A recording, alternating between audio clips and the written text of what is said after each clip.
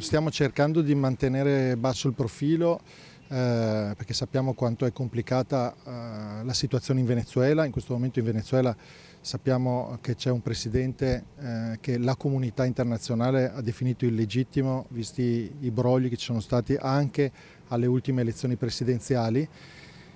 Da parte del governo, e la famiglia ne è pienamente consapevole, c'è il massimo sforzo perché si possa presto trovare una soluzione che possa garantire il ritorno di Alberto in Italia. Le condizioni di Alberto Trentini sono buone, ma anche il senatore veneziano Speranzona, a margine della commemorazione per le vittime delle foibe a Marghera, conferma quanto dichiarato nei giorni scorsi dal ministro Tajani.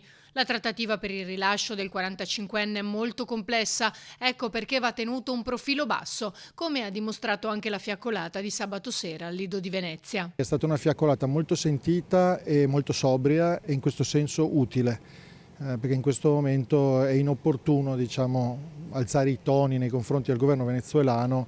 Dobbiamo cercare, così come abbiamo fatto in occasione di una situazione analoga capitata in Iran con Cecilia Sala, di evitare appunto di aumentare le frizioni. In questo momento dobbiamo trovare la soluzione e credo che in tempi ragionevolmente brevi potremo avere una soluzione. Trentini è detenuto nel carcere di Caracas dal 15 novembre scorso con l'accusa di terrorismo e senza la possibilità di comunicare.